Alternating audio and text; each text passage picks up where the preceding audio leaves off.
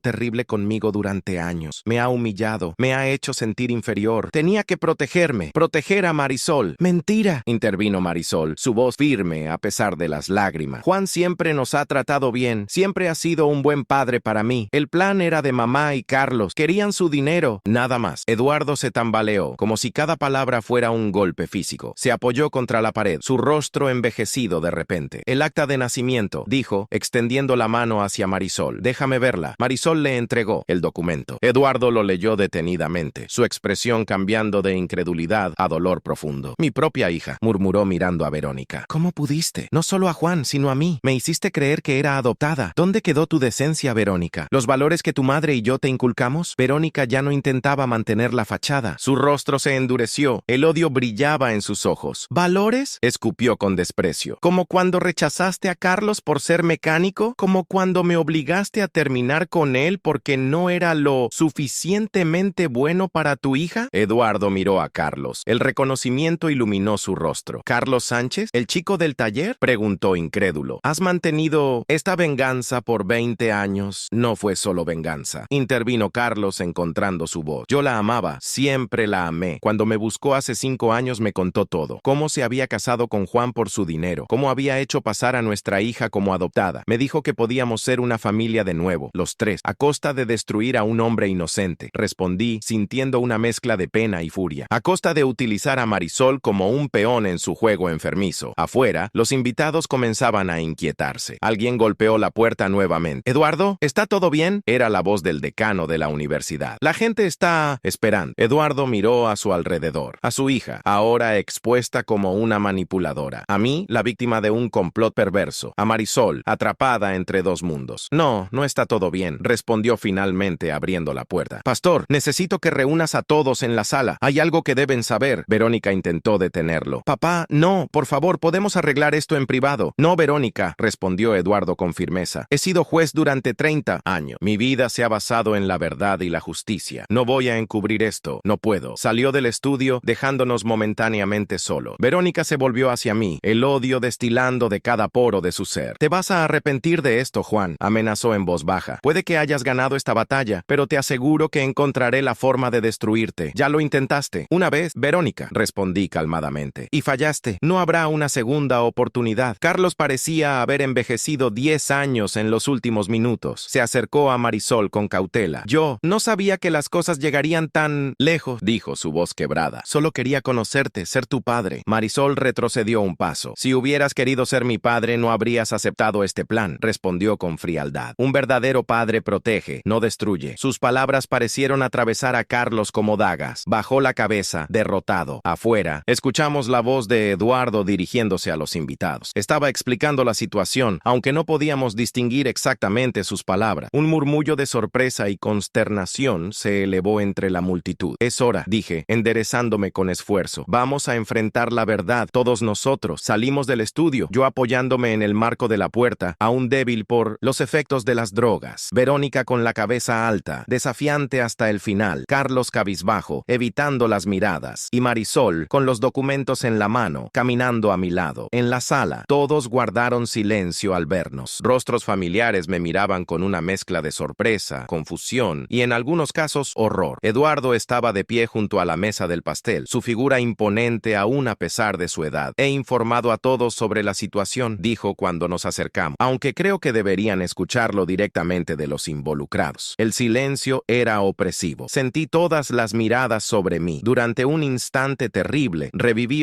años antes, el de mi ruina, cuando todos estos mismos rostros me habían mirado con desprecio y condena. Yo hablaré, dijo Marisol, dando un paso adelante. Su voz, clara y firme, resonó en la sala cuando comenzó a contar todo. La verdad sobre su nacimiento, el plan de Verónica y Carlos, mi inocencia. A medida que hablaba, vi cómo las expresiones cambiaban del escepticismo a la sorpresa y finalmente a la indignación. Cuando Marisol terminó, el decano de la universidad se acercó a mí. Juan, no sé qué decir. Esto es, comenzó, visiblemente afectado. No es necesario que diga nada, respondí. Solo quiero que la verdad se sepa. Una de mis colegas, la doctora Martínez, se acercó a Verónica. ¿Cómo pudiste?, preguntó, la indignación evidente en su voz. ¿Cómo pudiste planear algo tan vil contra tu propio esposo? Verónica la miró con desdén. No entiendes nada, respondió. Ninguno de ustedes entiende. Creo que entendemos perfectamente, intervino mi suegro. Y como juez, estoy obligado a informar que esto constituye varios delitos graves. Intento de extorsión, conspiración, agresión con sustancias tóxicas. Carlos dio un paso atrás buscando la salida. No tan rápido, dijo uno de los invitados, un oficial de policía fuera de servicio que era amigo de la familia. Nadie se va hasta que lleguen mis colegas. Eduardo ya había llamado a la policía. Podíamos escuchar las sirenas a lo lejos. Miré a Verónica, la mujer que había amado durante 20 años. Ahora era una extraña para mí. Sus ojos, antes cálidos y amorosos, ahora eran fríos, calculadores. ¿Por qué, Verónica?, pregunté en voz baja. Después de tanto tiempo juntos, ¿por qué de esta manera? Si querías el divorcio o incluso parte de mi dinero, podríamos haberlo hablado. Por un momento, vi un destello de la Verónica que creí conocer, un atisbo de vulnerabilidad, pero desapareció tan rápido como llegó. Porque te odio, Juan, respondió simplemente. Te odio por ser todo lo que yo nunca pude ser. Te odio por tu dinero, tu educación, tu posición. Te odio por cómo tus padres me miraban como si fuera basura. Te odio por no haberte dado cuenta durante 20 años de que cada te amo era una mentira. Sus palabras cayeron como piedras en un estanque quieto, creando ondas de conmoción entre los presentes. Nadie había esperado tal confesión, tal exhibición de odio crudo y sin filtro. Las sirenas se acercaban. Pronto, esto pasaría de ser un drama familiar a un asunto legal. Verónica y Carlos enfrentarían las consecuencias de sus acciones. Marisol se acercó a mí, tomando mi mano. Lo siento tanto, papá, susurró. Siento haber estado a punto de participar en esto. No es tu culpa, respondí, apretando su mano. Fuiste manipulada toda tu vida, pero ahora conoces la verdad, y eso es lo que importa. Las patrullas de policía llegaron. 2 oficiales entraron, guiados por Eduardo. La fiesta de cumpleaños número 18 de Marisol había terminado de la manera más inesperada posible. Mientras los oficiales esposaban a Verónica y Carlos, miré alrededor de la sala. Estas mismas personas que en otra vida me habían condenado, ahora me miraban con compasión y respeto. El destino me había dado una segunda oportunidad, y la había aprovechado. Marisol se mantuvo a mi lado mientras los oficiales tomaban declaración. Su mundo se había derrumbado en cuestión de horas, pero algo nuevo estaba emergiendo de las ruinas, algo basado en la verdad, por dolorosa que fuera. ¿Qué pasará ahora?, me preguntó en voz baja, mientras veíamos cómo la policía se llevaba a Verónica y Carlos. No lo sé con certeza, respondí honestamente, pero lo enfrentaremos juntos, un día a la vez. El sol comenzaba a ponerse cuando los últimos invitados se marcharon. Solo quedábamos Marisol, Eduardo y yo en la casa que ahora se sentía extrañamente vacía. Me quedaré con ustedes esta noche, dijo Eduardo, el cansancio evidente en su rostro. Ninguno de ustedes debería estar solo después de lo ocurrido. Asentí sentí agradecido. A pesar de todo, aún me sentía débil por los efectos residuales de las drogas. Esa noche, mientras intentaba conciliar el sueño en mi estudio, escuché un suave golpe en la puerta. Era Marisol. ¿Puedo pasar?, preguntó tímidamente. Claro, respondí, incorporando. Se sentó en el borde de la cama, sus manos jugando nerviosamente con el dobladillo de su pijama. ¿Aún me consideras tu hija?, preguntó finalmente, su voz apenas un susurro. Después de todo lo que pasó, después de lo que casi hice, ¿aún me quieres en tu vida? La pregunta me golpeó como una ola. ¿Cómo podía dudar? Marisol, dije, tomando sus manos entre las mías. Te he criado durante 16 años. Te he visto crecer, aprender, convertirte en la persona que eres hoy. No importa lo que diga un pedazo de papel, ni los planes de Verónica y Carlos. Para mí, siempre serás mi hija. Las lágrimas comenzaron a correr por sus mejillas. Te quiero, papá, dijo abrazándome. Y prometo que de ahora en adelante solo habrá verdad entre nosotros. La abracé con fuerza, sintiendo como mi propio corazón comenzaba a sanar. Afuera, la noche cubría la ciudad con su manto. Un capítulo oscuro de nuestras vidas había terminado, pero aún quedaba mucho por escribir. El juicio, la recuperación, la reconstrucción de nuestras vidas. Pero mientras sostenía a Marisol en mis brazos, supe que podríamos enfrentarlo todo, porque ahora teníamos algo que Verónica nunca entendió. Un amor genuino, basado no en la manipulación o el interés, sino en años de verdadera conexión. Descansa, le dije suavemente. Mañana será el primer día del resto de nuestras vidas. 3 meses habían pasado desde aquella noche fatídica. Sentado en la sala del tribunal, observaba cómo el juez revisaba los documentos antes de dictar sentencia. Verónica mantenía la mirada fija al frente. Carlos había aceptado un trato con la fiscalía a cambio de testificar contra ella. Marisol, sentada a mi lado, apretaba mi mano con fuerza. Todos de pie, anunció el secretario. El honorable juez Mendoza va a dictar sentencia. El juez ajustó sus gafas y comenzó a hablar. En el caso del Estado contra Verónica Vega, este tribunal ha encontrado a la acusada culpable de intento de extorsión, conspiración, agresión con sustancias tóxicas y perjurio, enunció. Por lo tanto, la condeno a 7 años de prisión sin posibilidad de libertad condicional durante los primeros 5 años. El martillo golpeó con finalidad. Mientras los oficiales se acercaban a Verónica, ella finalmente me miró. No había arrepentimiento en sus ojos, solo fría determinación. Sin embargo, cuando miró a Marisol, su expresión cambió. «Marisol», llamó mientras los oficiales la sujetaban. «Algún día entenderás por qué lo hice». «Ya lo entiendo, mamá», respondió Marisol firmemente. «Pero entender no significa perdonar». Afuera del juzgado, Eduardo nos esperaba. A sus 70 años, el juicio contra su propia hija lo había envejecido visiblemente. «Se hizo justicia», dijo simplemente. «Sí», respondí, aunque no hay verdaderos ganadores en esto. Los siguientes meses transcurrieron con una extraña mezcla de normalidad y cambio. Volví a la universidad, donde fui recibido con respeto. Marisol decidió posponer su entrada a la universidad por un semestre. Una tarde de diciembre, mientras veíamos nevar desde nuestra nueva casa, Marisol me sorprendió. «He estado intercambiando cartas con Carlos», confesó. «Me contó sobre su relación con mi madre, cómo se conocieron, por qué se separaron. ¿Y cómo te sientes al respecto?», pregunté. «Siento pena por él», respondió, «porque tuvo la oportunidad de ser mi padre y la desaprovechó. 2 veces tomó mi mano. Tú eres el único padre verdadero que he tenido. He estado pensando», continuó. «Quiero cambiar mi apellido legalmente. Quiero ser Marisol Fernández». «¿Estás segura?», pregunté emocionado. «Nunca he estado más segura de nada», afirmó. «Quiero dejar atrás el pasado, las mentiras, y empezar de nuevo. Contigo, como tu hija en todos los sentidos». 1 año después, recibí una carta de Verónica desde la prisión. «Juan, no espero tu perdón. Solo quiero que sepas que, a pesar de todo, hubo momentos reales entre nosotros. Por favor, dile a Marisol que lo siento. A mi manera retorcida, sí te quise. No lo suficiente, no de la manera correcta, pero hubo algo real ahí. No se la mostré a Marisol. Algunas cosas era mejor dejarlas en el pasado». 2 años después, Marisol entró a la universidad para estudiar Derecho. Eduardo falleció pacíficamente. 4 años después del juicio, habiendo reconstruido su relación con su nieta, Verónica salió de prisión 7 años después y se mudó lejos, sin contactarnos. Carlos cumplió su condena y desapareció de nuestras vidas. La correspondencia entre él y Marisol eventualmente cesó. 10 años después de aquella noche, me encontraba viendo a Marisol recibir su título de abogada. A sus 28 años, era una mujer fuerte, independiente y compasiva. Esa noche, después de la ceremonia, le entregué un medallón con una fotografía nuestra, tomada en su 10º cumpleaños. «Para recordarte que, sin importar qué, siempre serás mi hija», dije. «No por la sangre, sino por el corazón». «Gracias, papá», respondió con una una sonrisa radiante. Por no rendirte conmigo, incluso cuando estuve a punto de traicionar. El amor verdadero no se rinde, respondí simplemente. Mientras regresábamos a casa bajo el cielo estrellado, reflexioné sobre el largo camino recorrido. Había descubierto que a veces las peores traiciones pueden llevarnos a las verdades más profundas, y que al final, lo único que realmente importa no es la sangre que compartimos, sino los lazos que elegimos crear y mantener día tras día. Marisol nunca sabría sobre mi primera vida, sobre aquel futuro oscuro que había evitado gracias a una inexplicable segunda oportunidad. No necesitaba saberlo. Lo que importaba era el presente que habíamos construido juntos y el futuro que se extendía ante nosotros. Esa noche, mirando las estrellas, sentí una paz que creí nunca volvería a experimentar. Había perdido a la mujer que creí amar, pero había ganado la certeza del amor verdadero de una hija. Y eso, descubrí, era más que suficiente. El sol comenzaba a asomarse en el horizonte. Un nuevo día, una nueva oportunidad para vivir libres al fin de las sombras del pasado.